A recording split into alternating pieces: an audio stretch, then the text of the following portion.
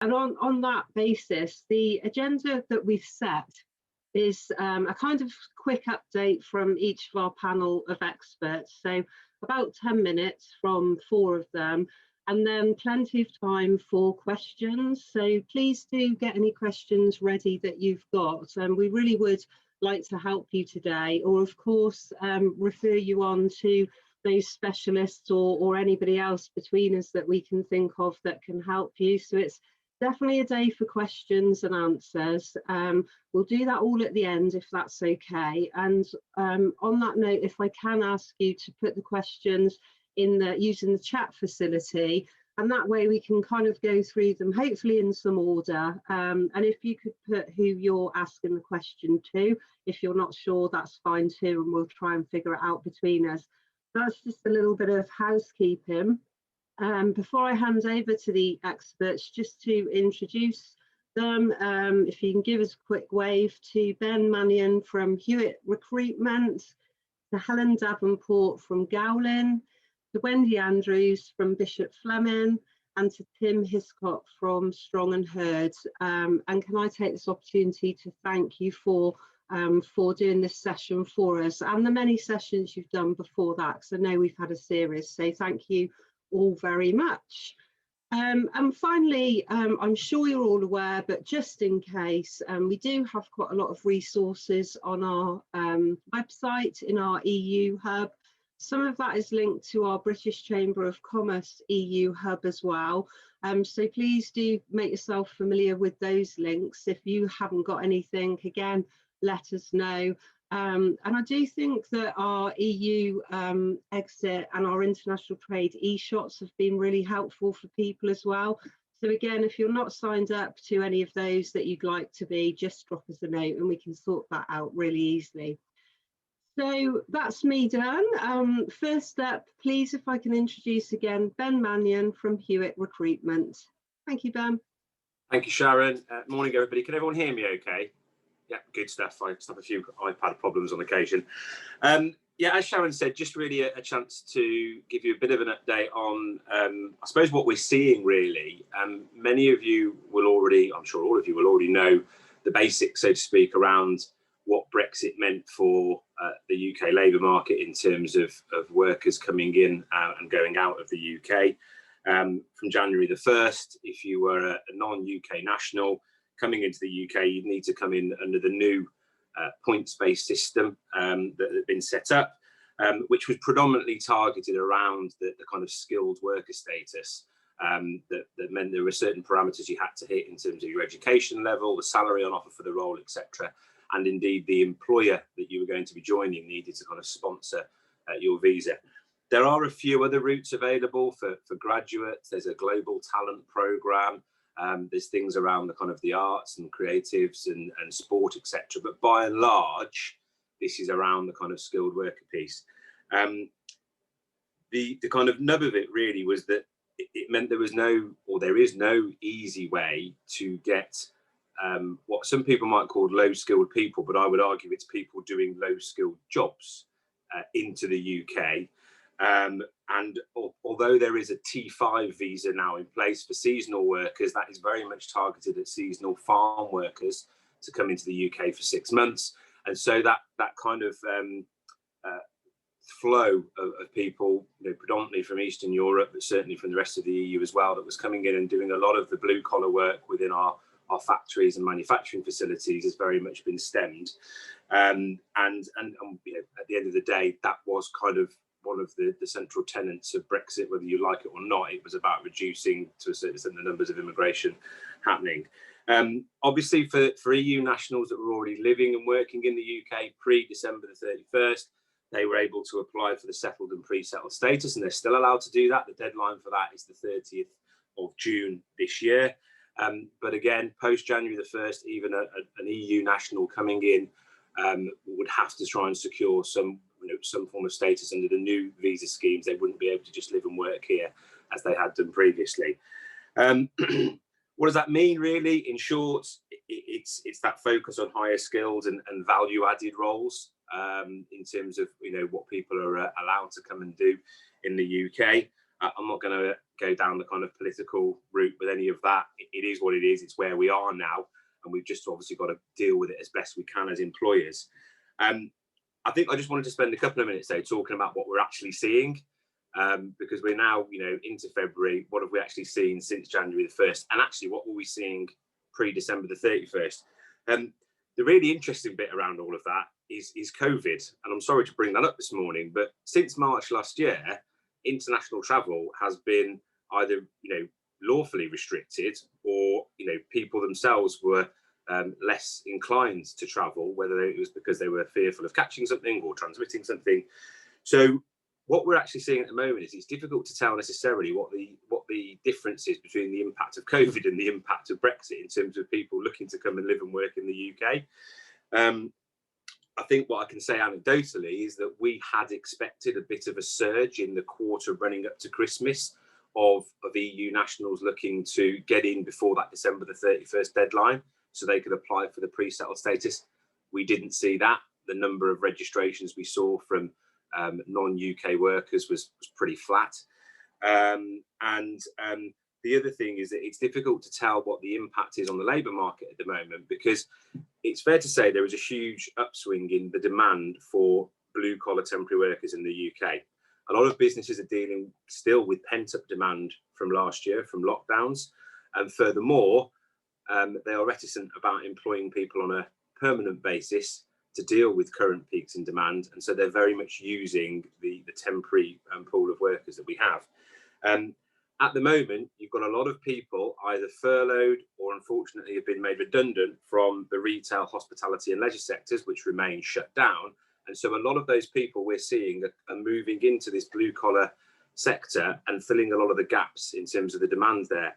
What will be interesting, and I think what will be particularly telling later this year, is as the retail, hospitality and leisure sectors open back up and a lot of people move back into what would have been their kind of chosen sectors of work, is where does that really leave us in terms of filling this huge blue collar demand that we're seeing? Because what we're going to find then is the real tightening of the supply in that labour market, because we haven't got now that flow of people coming in from outside of the UK.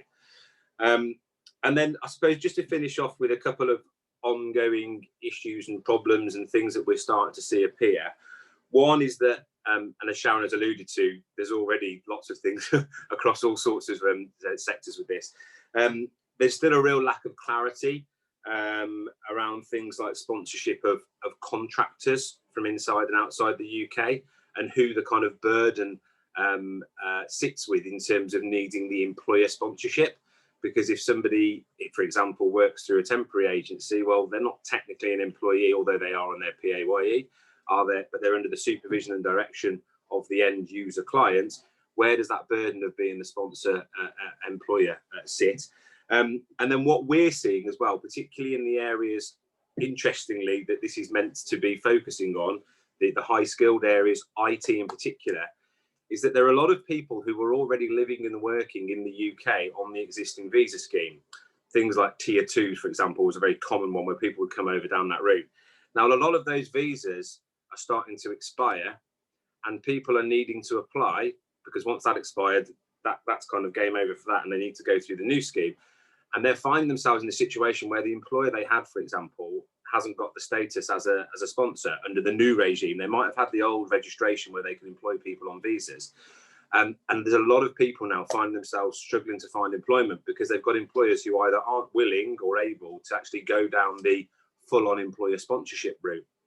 So far from necessarily meaning that we're attracting the right type of skills in, my fear is actually we might start losing a few very skilled people who, for one reason or another, aren't actually able to secure the status they need to stay and work in the UK and add value.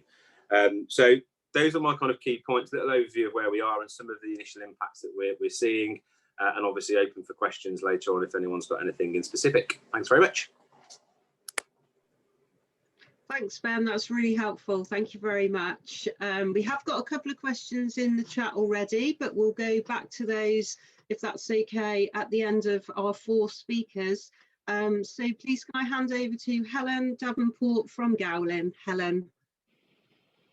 Thank you, Sharon. Liv, you had a hand. Was that? No, it was an applause for Ben. Excellent. Well done, Ben. So, as Sharon said, I'm a partner in the commercial litigation team at Gowden WLG, which is a sector-based law firm. In terms of what we're seeing, so before and since the end of the transition period, as a firm, we've been advising clients on a wide range of Brexit-related matters. Areas that we've advised on include company law, contracts, new contracts, data, dispute resolution, financial services regulatory, insolvency, intellectual property, the applicable law, regulatory requirements, sanctions, services, state aid, tax and trade. And the deal has brought sort of some clarity in terms of some of those areas, or at least some of the rules of the game. But as you'll be aware, there's practical challenges, there's more complexity than we've had previously, and there's still considerable uncertainty. And I'll just touch on a couple of those areas. So when I last spoke at an EU exit event, one of the areas that I covered was personal data transfers. And in short, whilst we were part of the EU, personal data could flow freely in the EU, and that remained the case during the transition period as well. And the current period, the current position is that in terms of transfers from the UK to the EU, they are fine, as the UK has pre-categorised the EU as a safe recipient of data. But transfers from the EU to the UK are currently not okay beyond April or possibly June, as the EU has not yet categorised the EU as a safe recipient. And we have, as part of the trade deal agreed between the UK and the EU has agreed to delay the data transfer restrictions for at least 4 months, so that's why I'm talking about April, and that can possibly be extended to 6 months, and this is known as the bridge. Whilst in the meantime, the UK government is continuing to try and get an adequacy decision from the European Commission to facilitate data transfers between the EU and the UK going forward. Now, if this adequacy decision isn't granted before the end of the bridge, then what are called standard contractual clauses will be a key alternative for businesses needing to put in place safeguards to maintain the free flow of data between the EU and the UK. In terms of how are efforts to sort of seek this adequacy decision for the European Commission going? Well, on the one hand, you've got Joe Jones, the head of UK International Transfer Regime from the Department of Digital Culture, Media and Sport, saying, well, it's in everyone's interest for this to happen swiftly, and indeed it is. And he also says, you know, it's worth recalling that there's not been a country who has sought adequacy before, whose data protection standards have been so aligned with the EU, because of course we've been using the GDPR, which is obviously the European-wide legislation, since May 2018. And there are other countries out there that have got an adequacy decision, such as Canada and New Zealand, who weren't in that position. But that being said, there continues to be concerns over the scope of our UK Investigatory Powers Act, including from the Court of Justice of the EU, which is potentially complicating matters. And the process of actually getting an adequacy decision involves a number of steps. So the European Commission's got to make a decision, then that goes to the European Data Protection Board, then that goes to the representative of 27 member states, and then it would go to the College of Commissioners of the European Commission. So plenty of steps to go through, and realistically, I'm afraid, like a lot of other decisions, one that's going to go to at least to the wire. Since I last spoke, there's also been some additional complexity in this area, I'm afraid, as well. And that is around the international standard contractual clauses that I mentioned. So these are already being used, whereby businesses in the EU can transfer personal data to a third country, so outside the UK and the EEA. And that's a tool frequently used for transferring personal data internationally. Well, the complexity is that if you're a business thinking, well, I'm preparing for not getting the adequacy decision, I'm going to start thinking about putting in those standard contractual clauses, or if you're already using them to transfer more widely internationally, well, there's some new ones. And that's good news, because we needed an update, because the ones that had previously been published hadn't really been updated from the GDPR, and there were other issues. But if you're in the UK, We've got our data privacy regulator here still looking at those, and it's obviously unclear how those new standard contractual clauses, which have been published by the European Commission, are going to apply in the UK. So uncertainty. I should say that the use of those new standard contractual clauses is purely voluntary, and if you've already got ones that are compliant, then you don't need to use them. But if you haven't you got something in place, and bearing in mind the risk of not having the adequacy decision, then businesses should start preparing by mapping the data transfers from the UK to Europe or to third countries, and also from Europe to third countries, and consider if any standard contractual clauses are already in place, being used anywhere, so that once the new ones are available and we know what the final format they'll take, then the required changes can be made promptly. A second area where we're seeing lots and lots of questions is around trade, customs and trade. And I wasn't proposing to say that much in detail about this for a couple of reasons. One is obviously Tim is going to cover that later on, and also from a Gowling perspective, my colleague Ursula Johnson, who held senior roles at trade and customs consulting practices at Big Four accounting and tax firms, Singapore, London and Amsterdam. She spoke for the Chamber on that last year, and a number of you might have been able to attend her seminar. She's also doing a further seminar for our clients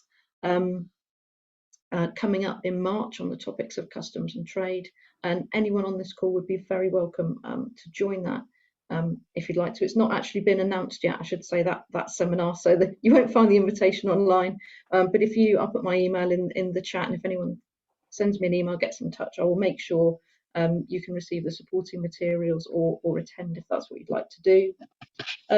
What we are seeing, what I'll just say just a little bit about in my remaining time, is obviously customs and trade can mean putting in place new contractual arrangements, and lots of questions both internally and externally around this idea of jurisdiction, the jurisdiction clause in a contract. And the jurisdiction clause obviously goes to, it's the courts or the tribunal that have the power to make decisions about a contract. And what Brexit has meant that where we might now be enforcing a contract outside the UK, and in particular in Europe, because that's where the changes are, we need to bear in mind that the regime for enforcement has really changed. The most straightforward option you can adopt at the moment is to have an English and Welsh exclusive jurisdiction clause. And where you enter into a new contract after 1 January 2021, that will mean that the Hague Convention will apply, which will mean you've got a reciprocal enforcement regime across the EU, albeit probably not quite as good in terms of time and cost than we had previously. But there is complexity. I say that's the best option, is that each state or country that signed up to the Hague Convention can make reservations and declarations about how they would actually apply that. And therefore, if there is a prospect of you enforcing a contract overseas, it's prudent to consider, obviously weighing all of the other risks that you take into account when you're entering into that contract, whether you want to take advice on whether you'll be able to enforce that country overseas, enforce that contract overseas up front, and bear in mind that the position could change. It also becomes considerably more complicated if you're using what's known as a non-exclusive or an asymmetric jurisdiction clause, which might say, well, one person's got the choice, or one party's got the choice over jurisdiction, but the other may not. These are less likely to be enforced by the EU courts, as the Hague Convention doesn't or may not apply to those. And in those cases, if you're entering into such a contract, it would be prudent to take local law advice in the country where you would be enforcing it. So you might want to consider if arbitration rather than litigation would provide you with more certainty. And of course, litigation and arbitration, they're all last resorts, but it's important to bear in mind, obviously, being able to enforce a contract really gives you some important leverage during its lifetime. So in that regard, it is something that to be thought about up front. So those are just a couple of the sort of frequently asked questions that we're getting very happy to take others at the end. Thanks, Helen. And I think you've confirmed what I probably already know, so many topics to cover, so much detail that people do need to, or businesses do need to go into. But thanks especially for the bit at the start, going through the type of things that you can cover and what you're finding. So that's really helpful and interesting to know that there's still planning time really for some of these scenarios, and still a time, I suppose, to put those things in place that you've talked about. So great, thank you very much. And again, hopefully if we've got some questions for you later, you're prepared to answer those, so thanks very much. And moving on to Wendy, where I'm sure it's just as complicated in your world. So Wendy Andrews from Bishop Fleming. Thanks, Wendy. Thanks very much, Sharon. Yeah, so as I'm sure you're all aware, on the 1st of January, after all those false starts, we finally left the EU, left the single market and the customs union and the EU VAT area. Easy to say in a sentence, but what we're seeing, certainly what I'm seeing from talking to clients and businesses, is that the impact of that is very specific in lots of different ways and goes right into the detail of the way people do business internationally, especially when they're trading in goods. And it's goods I'm going to focus on this morning. And I've just picked out really 3 of the key VAT areas where I'm seeing issues for clients and businesses. And at the end, just to keep you listening at the end, there is one very small piece of good news. So just keep going for that. Yeah, so the big change from the 1st of January has been that there's now a customs border between the UK, well, strictly speaking, between GB, England, Scotland and Wales, and the EU, which for these purposes includes Northern Ireland. Obviously, most of the implications around this relate to customs duty, customs clearances, etc., which Tim will talk about shortly. But just to focus on the VAT issues, a number of VAT issues do arise because of this customs border. One of the biggest ones I'm seeing is in relation to UK businesses who send goods to EU consumers. So from a website or other ordering mechanism, actually sending goods through the post to customers in the continuing EU. Before the 1st of January, that was easy. You could just post things from the UK. You were responsible as the seller for paying any VAT that was due, and those goods would just be delivered to the customer. Obviously now there's a customs border for those goods to pass through, and that is causing lots of issues for internet retail businesses located in the UK. Because the default, if you don't do anything, if you do it exactly as you used to do and just post something off into the EU, good news is you don't have to pay any UK VAT anymore because you've exported those goods from the UK. But the bad news is potentially what happens to your customer, because if you don't do anything, your customer is going to not just get the parcel delivered, but is going to get a little card through their door and is going to have to go down to their local equivalent of the post office and potentially pay VAT and potentially customs duty on the goods they've ordered before they can take delivery. And it was only a couple of days after the 1st of January before clients started phoning me to say that their customers were phoning them to say, I haven't been able to get my whatever it was they'd ordered without paying additional VAT. And obviously that's not something that's acceptable to customers in many cases. So that's an issue. Number of solutions are emerging that steps people can take to avoid that issue for their customer. But to be honest, they are all quite complicated and they all require a bit of thinking or a bit of cost. First one, and the one which is probably the most pragmatic solution, which I'm seeing, is setting up with your shipper so that you use a special delivery or Incoterm for the goods, which means that the importer remains the customer, but the seller pays the import VAT and duty on their behalf. That's not a standard Incoterm. It's certainly not something I'd ever heard of before. It's not something that was probably needed before. So that's a possibility, but you're very dependent on your shipper to be prepared to do that for you. And there are shippers that are doing it and shippers that aren't. And the same shipper will do it for some customers and not for others. So again, a very complicated picture there. There are some carriers have got infrastructure set up which allow them to kind of deal with the VAT on the deliveries into the EU. So they're set up with fiscal representation, etc. So they can take that responsibility away from the seller. So that's great, but obviously there's a significant cost attached to that. And then the last alternative, which some people have done, but which is again expensive, is to think about having an EU hub for your EU sales. So all your goods that are going to EU consumer customers actually going to a hub somewhere in the EU, so that you import them into the EU and they can be then distributed across the EU using the old distance selling rules. So complicated picture, number of solutions for people to consider, but no really easy answer on that. Second area I just wanted to talk about is around something I'm sure Tim might talk a bit more about, and that's, as I mentioned earlier, Incoterms. Incoterms are the terms on which an international goods transaction are carried out. Incoterms specify what the seller will do and what the buyer will do in the transaction. Within the EU, we didn't really need to worry too much about Incoterms because goods were just sent within the single market. No customs declarations were required. So everyone, I think it would be safe to say, had really forgotten about Incoterms and not worried about them.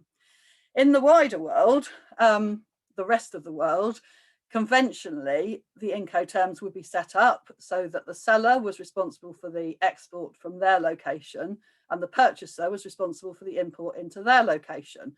And that's generally how it would have worked if you were sending goods to the US or to the Far East or wherever.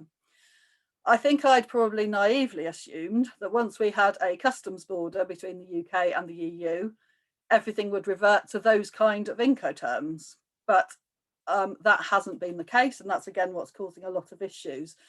It's kind of starting to depend on the commercial relationship between the seller and the buyer about how much the buyer's prepared to do in order to take delivery of their goods, especially on the EU side, is what I'm seeing. So rather than buyers saying, oh, right, okay, you're outside the EU now, so we'll have to do an import declaration, that's fine. There seems to be a school of thought that says, well, we're not doing anything different. You want to sell to us, you get the goods into our location, sort out all the paperwork that's now needed and just deliver them to us when they're here. So what that means is an Incoterm of what's called DDP, delivered duty paid.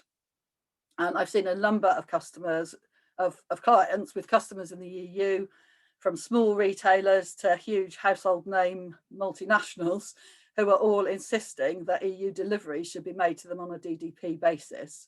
And Tim, I'm sure we'll talk about the customs duty implications of that, but it does have some very specific VAT implications, because it means that as the seller, if you're delivered duty paid to your customer, say in France, you're actually responsible for doing the declaration, doing the import declaration into France. You incur the import VAT on those goods when they arrive in France, and you then make a supply of those goods for that purposes in France. All of that adds up to you need a French VAT registration of some kind. Getting a VAT registration in the EU is not as easy as it was when we were members. You potentially now need fiscal representation in order to do that in some member states. But at the very least, you will need a VAT registration so that you can avoid a VAT, quite a significant VAT problem. And as I say, I hadn't really expected to see that being as much of an issue as it has been. So that's been quite important. And the other VAT issue, again, one which kind of gradually works its way through the system and people start to get worried about it as transactions start to happen in 2021. And that's around some of the EU simplifications for VAT. In particular, the one I've seen several times is what's called the triangulation simplification. Again, when we were an EU member state, you could buy some goods from a supplier in, say, Italy, and you could arrange for them to be delivered to a customer in, say, Germany. Goods would move straight from Italy to Germany. Everyone would use everyone else's EU VAT number to make that a fairly straightforward transaction with no VAT arising in the supply chain. If you're the UK is the middle person in that transaction, and we're now not an EU member state anymore, that all gets a lot more complicated. Italian supplier in this scenario doesn't have a VAT number to put on their invoice for the customer because their customer's in the UK. So the default is they want to charge Italian VAT. And so the whole thing becomes a lot more complicated. And as the UK middle person in that transaction, you potentially need to think about a VAT registration in Italy or in Germany, which kind of solves the problem, depending on whether you buy for your customer in Germany from suppliers all around the EU, or whether you use a supplier in Italy for customers all around the EU. Gets quite complicated, but certainly not as straightforward as it was before. And then the other complication is around call-off stock. Inside the EU, you could send some goods to a customer for them to call off when they needed it, and you wouldn't need a local VAT registration because another simplification came into effect. Since the 1st of January, if you move goods that still belong to you into the EU, you'll be responsible for importing them into the EU, so you'll get an import VAT liability. And again, potentially you'll need a local VAT registration to deal with that. The way to avoid it is to no longer have a call-off stock agreement with your customer and just to sell them the goods when they're imported. But that's obviously quite a big change in commercial relationships. So those are the main 3 VAT issues I've been seeing. I did promise some good news. It's all around import VAT when goods arrive in the UK. Up until the 31st of December, there was obviously no import VAT on goods coming in from the EU, but there was import VAT on goods coming in from the rest of the world. And that VAT had to either be paid in cash before the goods were cleared or could be deferred for up to 6 weeks before it needed to be paid. And then it would be claimed back on the next VAT return. So since the 1st of January, HMRC have introduced what's called Postponed VAT Accounting. And that means that you can get organised so that if you've got a UK VAT registration and you import some goods, either from the EU now or from the rest of the world, instead of needing to pay the VAT within 6 weeks, you'll actually just be able to account for the VAT on your next VAT return. So there is actually a cash flow saving there because you won't have to pay out the VAT and claim it back. You'll just account for it on your VAT return. So that is a bit of good news. So that's all I had to say on VAT, subject to, I think, a few questions, but I'll hand back to Sharon now. Thank you, Wendy, and thank you for that bit of good news there at the end after all the complexities of VAT, which maybe it's fair to say some of the scenarios aren't what we were expecting, despite a lot of the planning that people have done. So still a lot to talk about, and I know some of the points you've raised are resonating with some of our people on the call. Well, we've got a few questions already, but if I could still leave those to the end, we'll come back and pick up some of those points later, if that's okay, Wendy. Just to hear from Tim first, finally, on trade, and then pick up all the questions all together, because I suspect there'll be some overlaps there too. So over to you, Tim, please, if I may. Tim Hiscock, Strong and Herd. Thank you, Sharon. Good morning, everyone, and welcome. So it finally happened, didn't it? After 4.5 years of waiting, we fully left the European Union, the Customs Union, and the single market at 11 p.m. on the 31st of December, if you want to be absolutely pedantic about it. And we got an early Christmas present too, didn't we? We got a trade agreement. One day early on Christmas Eve, but actually very, very late in the day, with giving us just a very short time to get used to its circumstances. So this is the biggest change in international trade that probably any of us will ever see in our careers. And it happened very, very suddenly. And there are something like 250,000 businesses in the UK who trade internationally, and every one of those businesses will be affected differently. Some will find the difference very minor. Some might even find there's some advantages for them. For some of them, there are extremely big challenges. And as Sharon was just quite rightly saying, you know, there are quite a few surprises. There are circumstances coming up that people hadn't foreseen, even those that many companies who had put a lot of time preparing for Brexit. One of, I think, the biggest misunderstandings was that a feeling that if we got a free trade agreement, then we trade with the European Union pretty much as we did before. Absolutely not. That's not the case. We've got a trade agreement, which means there are no tariffs on goods imported or exported to and from the European Union, provided they meet the origin rules, because these tariff reductions, these tariff waivers only apply if goods are of UK origin, if they're exported, or if they're of EU origin, if they're imported.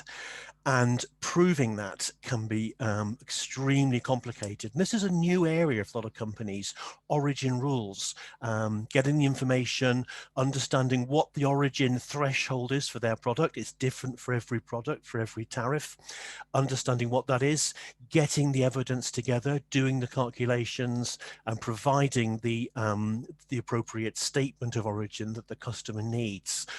If we are selling goods which do not meet those origin rules, then the WTO tariffs apply. And there are tariffs on goods which are not of UK origin. So we'll come on to that shortly. But so many other things have changed beyond just the question of charging tariffs. For the first time now in nearly 30 years, we have to do an export declaration to get our goods cleared by customs and allowed to leave the UK. For many goods, there are additional steps to that. We may need an export license if we're exporting what are known as dual use goods, goods which could have a possible military application, or if they are controlled drugs, for example, or if they are antiques. When the goods arrive at the other side, there's an import clearance, there's an import declaration that has to be done. And many goods, food goods, will require health certificates or phytosanitary certificates. Many other goods will need to prove their compliance, because we don't have a mutual recognition agreement with the European Union. So goods which were accepted because they complied with rules, that has now become more complicated as well. And of course, there's the knotty problem which is brought up of trading with Northern Ireland. Northern Ireland has a very, very unique status in having left the European Union, but it's within the customs union and it's following many of the single market rules. So just trading within our own country with Northern Ireland has many complications. And that's been something that at Strong and Herd has occupied a lot of our time. Many traders perturbed and surprised at the rules which apply in trading with Northern Ireland. Now, there's a question brought in, which I'll perhaps touch on in more detail later, but an area which we're seeing a lot of requirement for is outward processing relief, inward processing relief, and customs warehousing. This is where goods are entering the UK or going into Europe temporarily, perhaps for a process to take place. And despite the fact that we've got a free trade agreement, this sort of area is very, very important, because if we are, for example, bringing goods into the UK, processing them and sending them back again, the tariff rules don't always help us. They might help us for the goods coming in if they're of European origin, but we do not get tariff-free trade for the goods to go back if they are of EU origin. They would have to be of UK origin. So there may be duties on the goods going back in that circumstance. So these areas of setting up what's called outward processing relief, inward processing relief, and customs warehousing can suddenly be very, very important, depending on what the pattern, the nature of the business operation that you're doing. Wendy touched on Incoterms. It's a very, very important point. Everybody supplying goods to and from the EU must be looking very carefully at their contracts of supply. And for a long time, because we've been in the single market for so long, we've tended to keep the terms fairly simple. Many companies haven't used these dreaded Incoterms at all, quite understandably, because there aren't too many complications, or there weren't too many complications in trading. But if we've got a contract that requires us to deliver the goods to our customer, and it implies that we're responsible for the inward import clearance, we're responsible for payment of duties and VAT in their country, we might need to renegotiate that. Even if we have an ex-works contract with a customer, so they are coming to collect the goods from us, that can sound like the easiest thing in the world because we've got no onus on us at all. We just get the goods ready and the customer comes and gets it. But there are massive complications if we have an ex-works contract with an EU customer as well. Not least that we, if our goods are being exported, need proof that those goods have left the country. And if we're not doing the export declaration, we may not be able to do that. So if we're selling goods to a customer in the EU, we're quite rightly not putting VAT on our invoice. The customer's coming and collecting the goods. When HMRC come to call and they ask for evidence that the goods have left the country, we can't provide it. And the HMRC will be wanting their VAT from us. There are a whole host of different circumstances in which businesses can be affected by what's happened because of Brexit. It's a massive, massive change. Many companies struggling with it. And one area which has come up a bit is certainly in terms of B2C, the business to consumer business, where every parcel, every shipment we make is its own export and is subject to export declarations.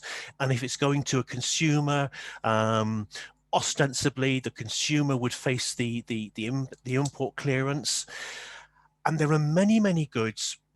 One thing which has taken many businesses by surprise is that now we're outside of the European Union, those 27 countries start behaving like 27 different countries, which is what they are. They have different rules on regulations, health regulations, for example. This can affect clearance on food products, medical products, cosmetic products.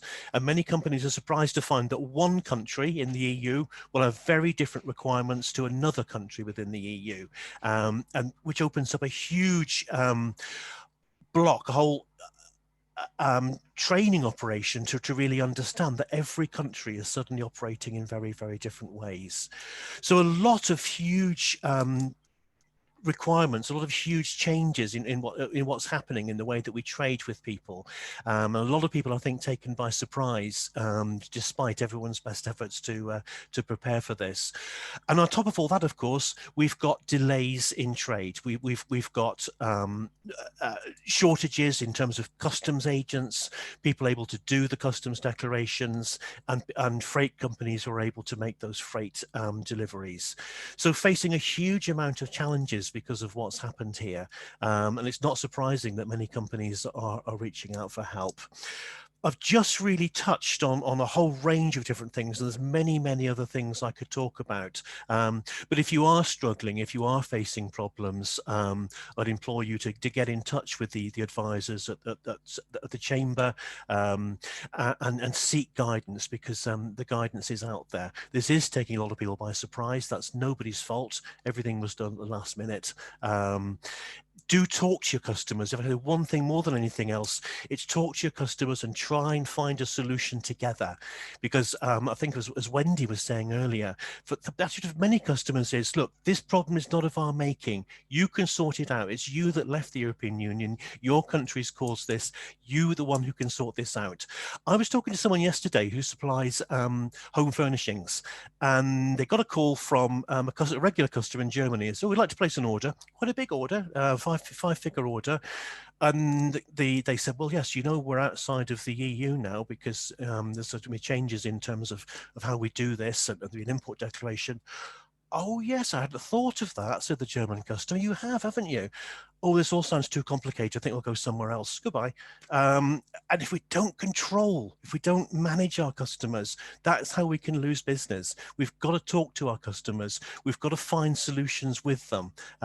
If we don't, we're going to lose business. And that's the last thing that we want. So do take action, do take control of what's happening. It's a big change, but it's not an impossible change. The team here at Hereford and Worcester are here to help you. Thanks very much. Thank you, Tim. Thanks for that really great summary. And I know there's a huge range of other topics you could talk about as well. And also, yeah, a great introduction maybe to the team at the Chamber who are not aware that I'm just about to do this. But if you could just raise your hand Mark Armitage, who's our Director of International Trade, and Alison Avery from our Department of International Trade team.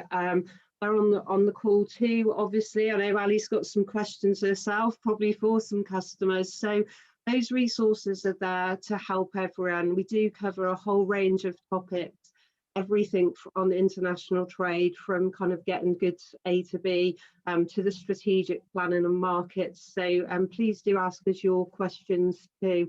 Sure, Mark and Alison be happy to help, as well as asking questions of their own, because we're working through this too alongside everyone on the call. So thanks once again to our panel. We have got lots of questions, so I will go straight into those.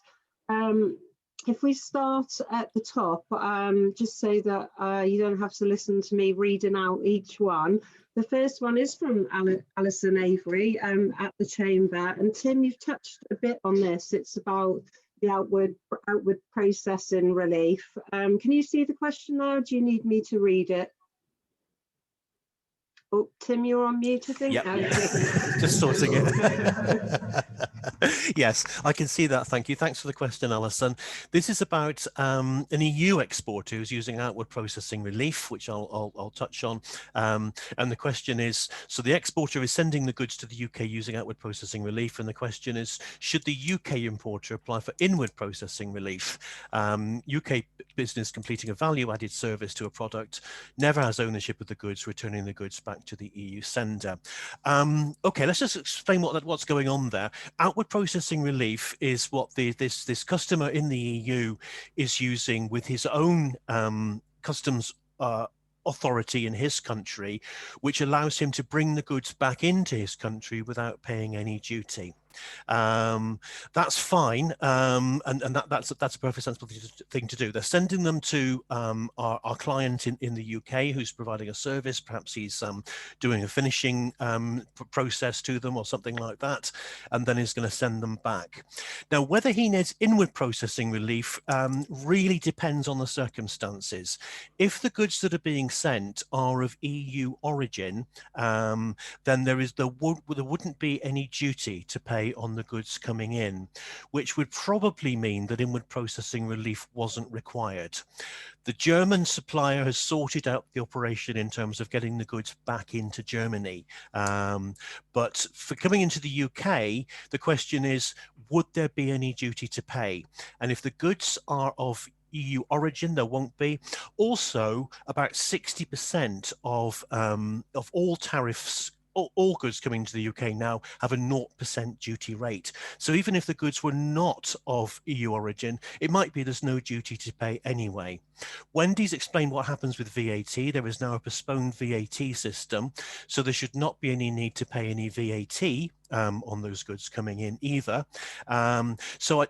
Probably not going to need an inward processing relief in this circumstance, but it depends very much on those circumstances. The inward processing relief can avoid paying any duty if there's any duty to be paid, and that's essentially the situation. So in most circumstances, I would expect the inward processing relief isn't needed, but it just needs a little bit of research to look into the circumstance. Are the goods of European origin? In which case, if they can provide declaration of origin, IPR isn't needed. If it isn't, is there actually is there a 0% duty rate on that product? In which case, IPR doesn't help you in any way.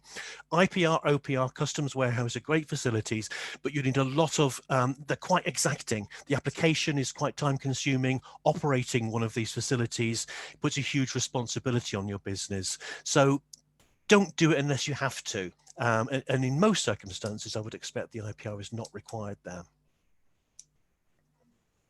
Thanks, Tim. Thank you very much. And there's an extra question, I think, there on the end for you, Wendy, about just explaining the different VAT thresholds. You see that one? Yeah, I can see it. Thank you. So basically, there is a lower threshold in some member states below which a postal import can go in free of VAT. And I think the difference between France and Germany in Ali's example is that Germany have the €22 threshold. So below that, you won't have to pay VAT.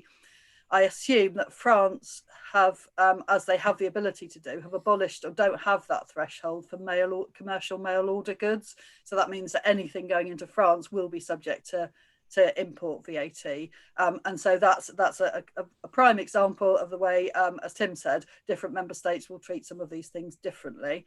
It also reminds me to mention something else I should have mentioned when talking about B2C sales into the EU. Which is that hopefully from the 1st of July this year, the rules will change, and the EU's introducing what's called an import one-stop shop, which will allow a UK business to have a VAT registration in the EU, and that will cover all the EU member states, a single registration, and they'll be able to account for VAT on all their sales to EU consumers through that mechanism. And then I think a little label will get stuck on the goods to say they're VAT paid, and they'll be able to be imported into the EU without the visit to the post office scenario. So some good news on the horizon, hopefully on the 1st of July. I've heard some comment about that potentially being delayed. So for a lot of retailers, it's a matter of getting a pragmatic solution that gets them through until that better solution comes along. Thanks, Wendy. Next question from Chris Walkler. I don't know whether that's a legal one, Helen, or whether everybody's got a view on Chris's question. Can you all see that about Bandai Namco? I think it might be a, if you don't mind me saying, I think it might be a VAT question. Okay, sorry, thank you. We've obviously got the same issue with goods coming into the UK being subject to import VAT. HMRC have tightened up the rules and introduced a new system, particularly for large sellers B2C into the UK, where they have to register for UK VAT and pay VAT on the goods before they're delivered. So I wonder if it's perhaps connected with that. Thanks, Wendy. Thank you. The next one definitely is for Helen. Question for Helen on contracts with manufacturers. Yeah, I mean, if let's assume for the purpose of this question, this is a contract that was entered into, in years previous and not with Brexit in mind. That contract is now probably very unlikely to be fully fit for purpose. There's probably going to be some issues with that contract somewhere in terms of the definitions of applicable law, how certain clauses are going to work. Obviously every contract is a balance when you negotiate it between the risks that you're prepared to take on and the price that one or other party is prepared to pay, and that contract may now have become more onerous in terms of performance from our side. And there could also be some issues enforcing it if there's a problem with it, because it's a pre-1 January 2021 contract. So certainly right to be rethinking contracts. I think one of the challenges is, as it came up, I think later after Alison's question, is that I think there is an expectation that this is our problem, and therefore for the contract manufacturer negotiating this contract, that the burden will be on it to ensure that the contract is no more onerous for the other party going forward. So I think I would also echo the point that was made, which is to talk to those organisations and keep the lines of communication open. Thanks, Helen. That's really helpful. Thank you. Another one from Paul. Could Tim explain about the special Incoterm? You did call it a name, Wendy, that I've forgotten now. The special Incoterm that you talked about. Can you give us any more information on that, Tim? What Wendy was making a very good point. There isn't actually a special Incoterm. Incoterms haven't changed to incorporate Brexit. Wendy was talking about, quite rightly, about a a very special circumstance where you're using a third party to deliver your goods. It was very much like a DDP, a delivered duty paid Incoterm situation, but arrived at in a different way. I think it's very important to look at the Incoterms that you're using, but I think that what Wendy was talking about was really a sort of B2C, a business to consumer situation where Incoterms are not generally used because we don't have that sort of formal supply contract with a non-business customer, but it does throw things up in the air. How we use Incoterms is greatly affected by Brexit, and we do need to look at that as part of the contract, which Helen was just talking about. Very important part of our contract to see if the Incoterms are working correctly. So unfortunately, Paul, there isn't a special Incoterm for those circumstances. It would be nice. We may be able to clause an Incoterm. Very difficult to give generic advice about what to do here. Very much depends on your circumstances. So might be as well to look at that and perhaps look for some guidance if your Incoterms are not covering your situation. Yeah, and if I could maybe just so from what I've seen, some carriers are offering some kind of hybrid, I think, Incoterm, which means the importer is the customer, but the supplier pays the VAT and duty. So I think that's the thing to be kind of asking for from carriers, isn't it? Yeah, yeah. Sorry, Wendy, because I think I nearly cut across you then, but I just wanted to say on Incoterms, and just to make sure, again, we'll share information that we've got with the Chamber, but just one of my other partners, I mentioned one of my colleagues earlier, and apologies for mentioning another one, but David Lowe, who is head of our international commerce, actually co-authored the 2020 Incoterms new edition and was involved in 2010 as well. So we've got plenty of literature on that, which as I suggest, we'll make sure it is shared with the Chamber and it is available. And as Tim has said, that doesn't necessarily take into account Brexit, but it throws up obviously questions of interpretation, and David, I'm sure, could help with those. Thanks everybody, and thanks for that offer as well, Helen. Happy to share that out, and I guess sometimes it's hard to know if we're answering everyone's specific questions, but if there are any follow-up questions as well and you don't feel you've got an answer, please do forward them on, and we can pass those on later too if that's of help. So moving on to Alison's question, which I think we've covered. Do we need a VAT registration in every country that we're exporting to? You talked about the July change, Wendy. Is that related to that question? Is that answered? It's sort of related to, I mean, generally, if you're doing B2B exports into the EU, you would only need a VAT registration in a member state in which you were doing DDP deliveries to customers in that member state. So otherwise, if you're just selling B2B and the customer is acting as the importer into their member state, then you won't need a VAT registration. Shall I keep going to the next question? Yes, please, Wendy. Which is, as I read it, turns out to be an exam question. How do we do with VAT? Customer in Northern Ireland orders with GB supplier, goods delivered directly from Germany to Northern Ireland. But the GB supplier is the importer of record and invoices the Northern Ireland customer. It's an interesting one. I have to confess I'm not an expert on how things are working in Northern Ireland.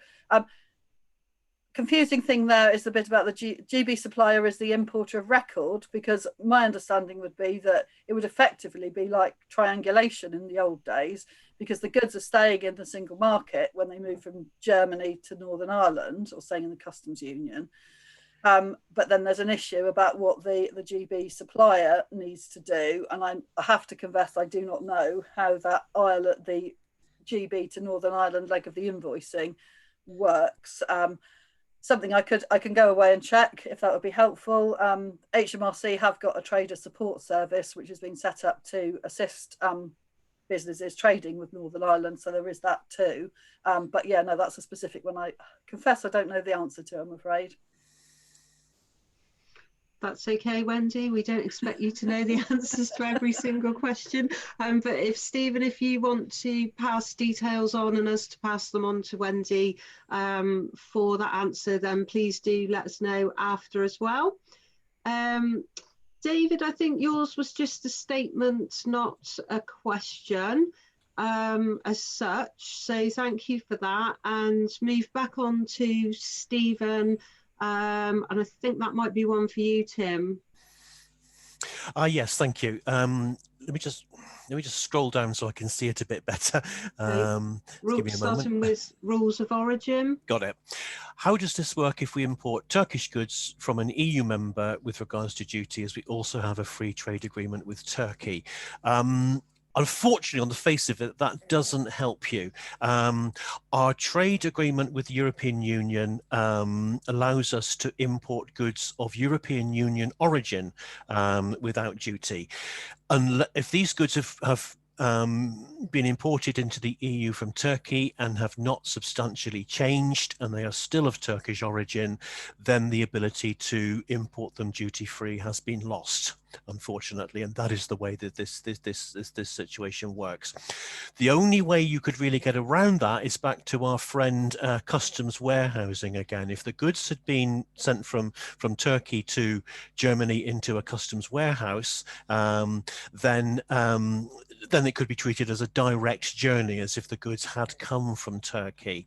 But as that stands, unfortunately, you're falling foul of the trade agreement in that circumstance. And the only way to get that free trade with Turkey is for those goods to be sent directly from Turkey to you.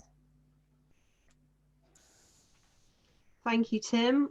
And just to put the pressure on, I think the next one from John is also for you. This looks like quite a long question. I haven't read this yet, so we'll go through this. It is a long question, yeah. Hello, please, John. Please take a minute to read it. Okay, let's read it out. Before the 1st of January, we serviced some of our international customers by delivering to an EU country where they would then consolidate goods before onward shipping to a final destination such as Israel. Our understanding is that T1 form cannot be used, and if we were to follow the above shipping process, our customer would be liable for local duty and taxes both in Italy and in Israel. Is this correct? And is there any way around this, as understandably this is not attractive to our customer? Got it, John. Okay, yeah. And if it's a country like, there is a thing called customs transit system, which works for countries around Europe that are not part of the European Union, and this would help, for example, if we were shipping goods to Turkey or to Ukraine or to Switzerland, in fact, which is not part of the European Union. But when we're talking about a country outside of Europe, such as Israel, no, you are in difficulty here because, yes, the goods would have to be imported into Italy. If the goods are of UK origin, then they would be applicable for tariff relief, so there wouldn't be any duty. But if the goods are not of UK origin, then duty would have to be paid, and then that would have to be that would be a separate export in going out to Israel. So it's a very unfortunate situation. The one way that could get around that is for the Italian party in this contract to bring the goods into Italy under a customs warehousing facility. Customs warehousing means that the goods do not legally enter Italy. They're held in a bonded warehouse, and if they're re-exported from Italy, then the duty for goods entering Italy never arises, so they avoid that duty for coming into Italy. And then the only thing that would happen is that it would be treated according to Israeli rules and according to the free trade agreement. Now, both the UK and the European Union have free trade agreements with Israel, so we'd need to look at the rules to see if that'll help there. So the only way they could really get around it is really to use the customs warehouse facility. Thanks, Tim. Thanks very much for that. And Alison, a quick question then. Anyone heard of FBO, Food Beverage Operator? Nobody? Yes, I know about it. Yes, you do need a food and beverage operator. I think for any goods, this is about a company based in Sweden offering to be a food and beverage operator. I don't know if Helen might know more about this than I do, but when we're sending food products to the EU, there has to be, and I forget the exact terminology, a food and beverage operator, an operator, somebody within the EU who is the point of contact for that product, and that has to be shown on the label. It's a bit of an issue for food products being exported, because without that, the importer has to be the importer of record and has to be shown on the label. So I think what we're talking about here is a facility which could make it easier for companies selling food products into the EU. But look at that fairly closely. I don't know about the Swedish company. I don't know who they are. I don't know what they're offering. But it is a new arrangement. It is a new requirement that comes in with food labelling requirements, and it may be a facility that might be useful to some companies. Thanks, Tim. Helen, did you want to add anything to that? Maybe an Ursula one. Might be Ursula, or might be a food labelling type question, but nothing to add. I would agree with sort of looking at it closely. Thank you. So the next one from John, I think that's for you, Wendy. Having registered a registered EORI number, does this avoid needing VAT registration? Yeah, and again, this is about the issue. An EORI number, just for everyone, is a sort of international version of a VAT number. Everyone who's got a GB EORI previously could use it across the EU for import or export documentation, etc. But since the 1st of January, anyone who's doing EU import or export documentations needs an EU EORI, and a GB one doesn't count anymore. So if you've got a EU EORI, you can use it to do import declarations and export declarations. But unfortunately, you come up across this issue where an EORI is an EU-wide thing. But if you're importing into a specific member state because you're doing a DDP delivery, you will still need a VAT registration in that member state. And just having an EORI, which might be from another EU member state, doesn't help you to recover import VAT or to account for VAT on sales within a specific member state. Shall I just, while I'm doing it, go on to the next one about EU customers not giving EORIs and saying they don't need to. I just wonder if these kind of discussions are coming about as a result of uncertainty about Incoterms, uncertainty about who is actually being the importer.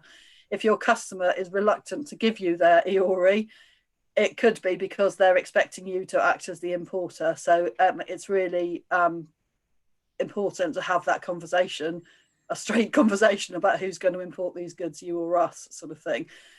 Conscious of the fact that if it's going to be you importing into an EU member state, that's going to cause you some VAT issues locally.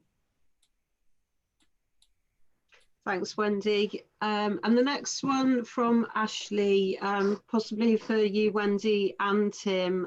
We've talked about bonded stock, question there about the implications on customs and VAT.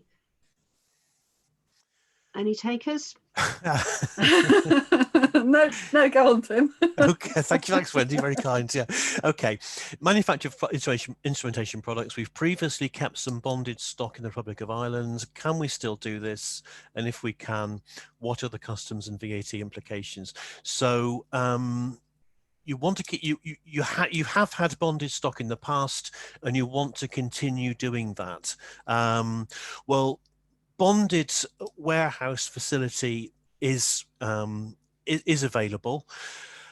I think the short answer is yes, you can. What are the customs and VAT implications? The question is why you would be doing it. Is what is the bonded warehouse going to achieve? It could actually be quite useful, but because of course, what's happened is that we are now in a separate customs regulation from Ireland and from the rest of the European Union. So we need to get back to basics and look at what your circumstances are, and why you want to do that. The facility is there. I think I need to understand what the business is doing and why you would, what it is trying to achieve. Thanks, Tim. So possibly one we need to pick up later to understand a little bit more about the question. If we could do that, Ashley. And the next one is Marina, shipping goods ex works. So EORI number, you again, I think, Tim? Yeah, that's fine. Okay, good morning, Marina. Yeah, under an ex works Incoterm, the supplier of the goods is not the exporter of record. So if what Incoterms say is if we're supplying goods ex works, is that the buyer or his representative would be the exporter of record, not ours. So they would not use your EORI number. In the real world, this does happen. Many people do use the supplier's EORI number, and it's really a kind of misuse of Incoterms to start with. If that's the way that's going to happen, I would strongly recommend using Incoterm FCA instead of EXW, free carrier, which means that the exporter is responsible for doing the export declaration. Now, if it is an ex-works contract, they should be using their EORI number, and that leaves you the problem which you come on to, which is this question of proof of export, in fact, rather than proof of delivery. Would proof of delivery be sufficient proof of export? Depends on the shipping method that you're using. Such as a bill of lading, for example, or a post office proof of delivery would be accepted as an exporter. The rules are very, very strict about this, and they're all laid out on the gov.uk website. So it very much depends how that is being shipped. So first of all, I'd recommend not using ex-works if you're going to be the exporter of record. That should be free carrier. And that is a much better place to be than ex-works, because it does cover you. It does give you the surety that you're going to get the that important proof of export. So I tend to avoid using ex-works, and I know that in some circumstances people have an ex-works contract and the export declaration is done using the exporter's EORI number.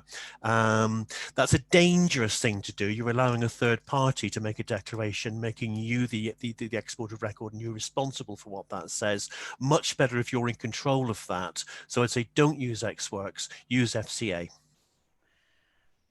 Can I just pick up on the VAT impact of using ex-works? As Tim mentioned, I think earlier in his talk, if you're exporting goods from the UK, you want to zero rate them for VAT, and you need to have proof of export in order to do that. So in some ways it's easier if you are the exporter, because you will have the export evidence then. If the customer does organise the export, you're reliant on them to get you back the export evidence. So then you've got a tricky commercial decision to take, which is around, do you still charge your customer UK VAT and then only refund it to them when they produce the export evidence for you? Because if you don't do that, they have very little incentive to get you the export evidence. So obviously as a continuing customer, that could be fine, but a one-off transaction, you definitely need to consider doing that, because I can see that being an area that HMRC will be quite hot on from a VAT perspective in the future, making sure there's export evidence for EU transactions after the 1st of January. Thanks both. Thank you for that. Helen's contact details are in there next, so please do contact Helen if you want to follow up anything that Helen has been talking about or any further questions. And the next one is Alison. Quite a long one there. Again, Tim, just give you a minute to read it. I think it is for you because it's about the export declaration. Okay, that's fine. Yeah. Morning, Helen. Morning, Alison. We've previously operated on Ex-Works. My customer in France now wants to know all the shipment details in advance, which port the goods will leave from.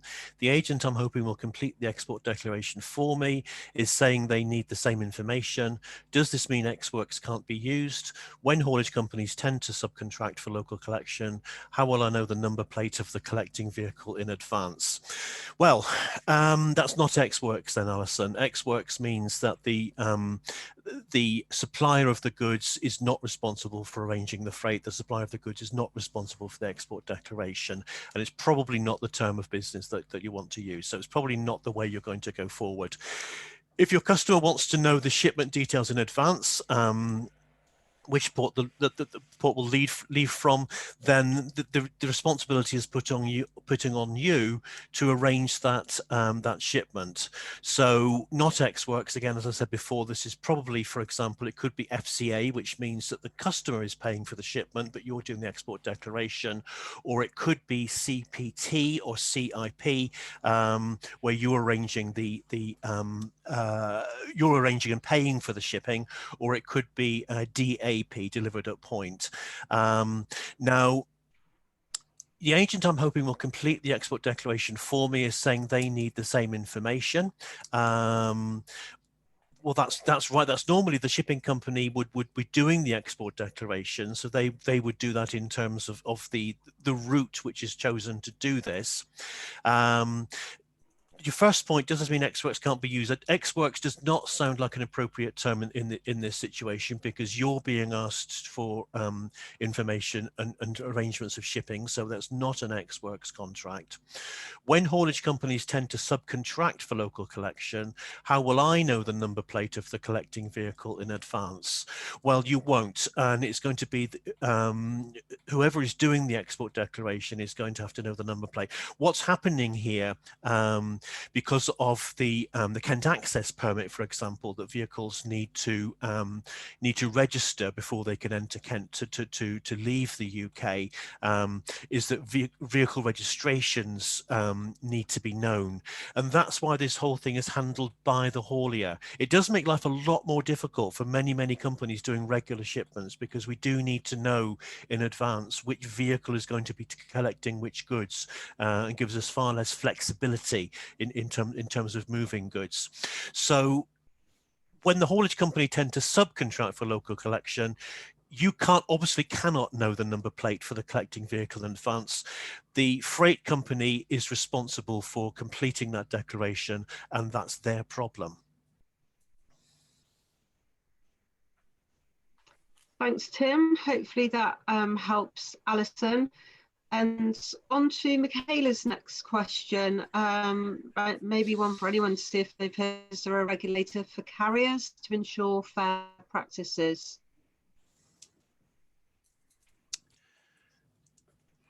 Hi, Michaela.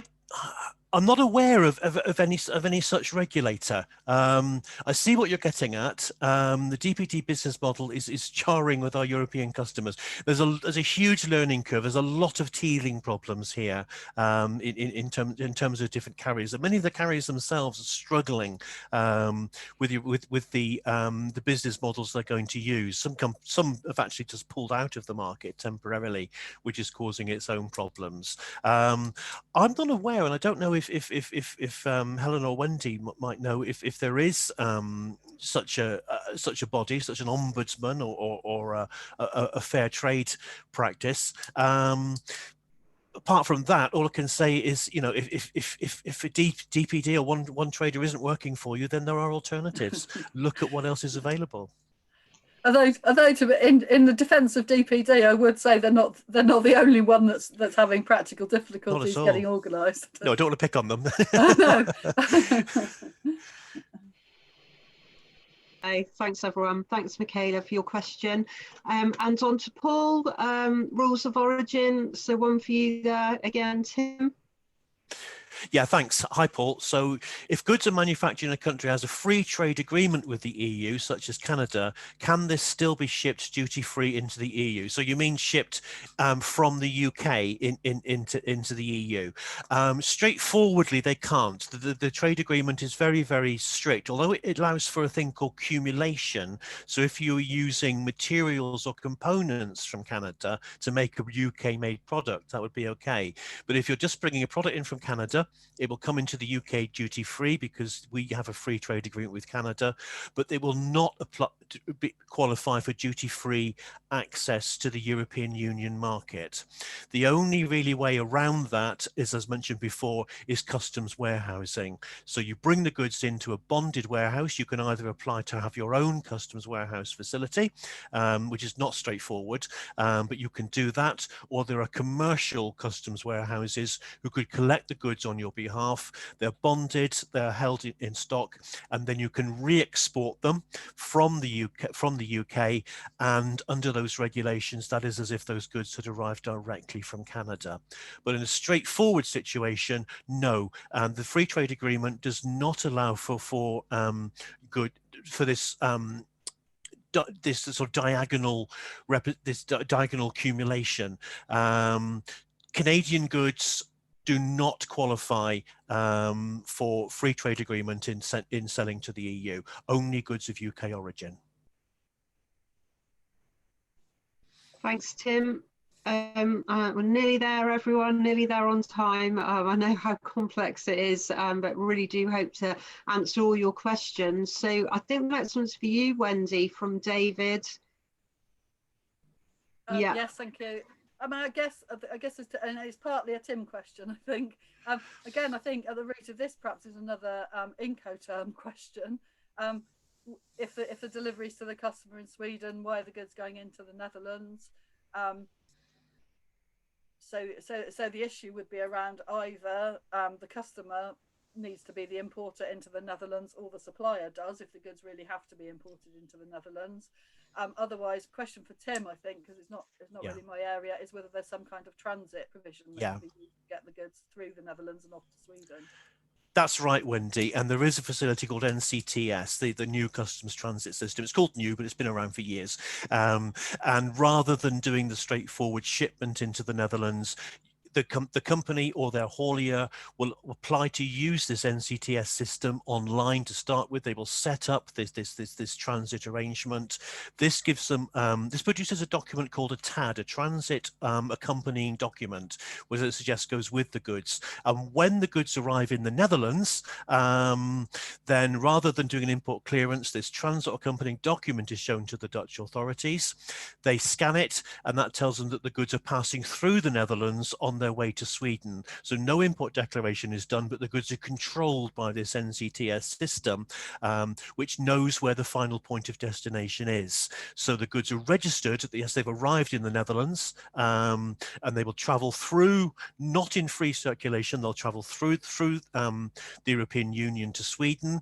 And when they finally arrive in Sweden at their point of destination, then the import declaration will be done there. Much easier for the customer because Swedish VAT will apply, and any duties, if there are any, will be paid there too. So much easier. The import declaration is done in Sweden, and Swedish VAT is charged, which obviously the Swedish registered business is in a position to reclaim according to Swedish law. So it's NCTS is the solution around that, David. Thanks very much, Tim and Wendy. And final question, but I don't think it's a question, Ashley. I think it's a bit more information for Tim, and maybe you can connect later about why the goods were kept in Ireland for one of those previous questions. So a bit more information from Ashley there. And according to the chat, that's pretty much all the questions. How perfect in terms of timing, because I make it about 2 minutes to the end. I just want to say a massive thank you to Tim, Wendy, Helen and Ben. You've been so helpful coming on all of these calls, and I think when we started it we were actually in person on round tables at the cricket club, if I remember it. So it shows how long we've been working on this. Thank you so much for partnering with us. honestly, I think I can put my team, we couldn't do this without you. Thank you so much for your time and answering everybody's questions. And thanks everyone for coming. I hope you find it useful. And just the last shout out, please contact us with any other queries if we can help within the team, or if we forward things to the experts and the specialists as well, then please do get in contact. We do really want to help anyone that's struggling. We know how hard it's been, we really do. So thank you everyone.